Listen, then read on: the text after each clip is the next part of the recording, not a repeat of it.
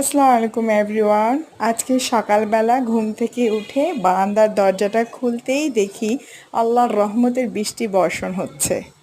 মাশাল্লাহ, কি স্বস্তির শান্তি! সকালে শান্তির বৃষ্টি, স্বস্তির বৃষ্টি পরিবেশ ঠান্ডা করে দিল। শুকর আলহামদুলিল্লাহ। বৃষ্টির ছোঁয়া পেয়ে আমার গাছগুলো যেন আরও সতেজ হয়ে উঠেছে। মাশাল্লাহ, দিন দিন আমার গাছগুলো বড় হয়ে উঠছে।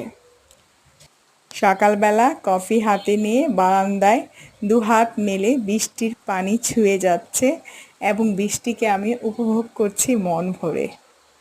বৃষ্টি আমার খুবই ভালো লাগে, কারণ বৃষ্টির সময় দোয়া করলে আল্লাহ তা ফিরিয়ে দেন না। বৃষ্টির সময় দোয়া কবুল হয়। বৃষ্টির দুপুরে খিচুড়ি আর গরুর মাংস ভুনা খেতে আমার অনেক ভালো লাগে। মুষলধারে বৃষ্টি হলে তো কথাই নেই। অনেক দিন হয়েছে মুষলধারে বৃষ্টি দেখি না। ইনশাআল্লাহ সামনে দেখব। কেবলই তো বর্ষাকাল শুরু হলো। বৃষ্টির সময় মানুষের ছুটাছুটি দেখতে আমার ভালো লাগে।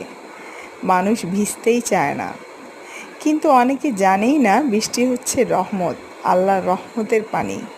এই পানি শরীরে লাগলেই অনেক রোগ অসুখ ঠিক হয়ে যায়, স্কিন ডিজিজগুলো শেষ হয়ে যায়।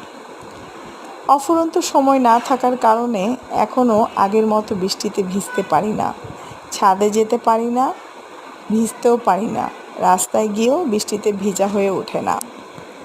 তাই বারান্দায় বসে বসে দুহাত মেলে বৃষ্টি পড়ছে দেখছি, শুধু হাত দুটোই ভিজাতে পারছি।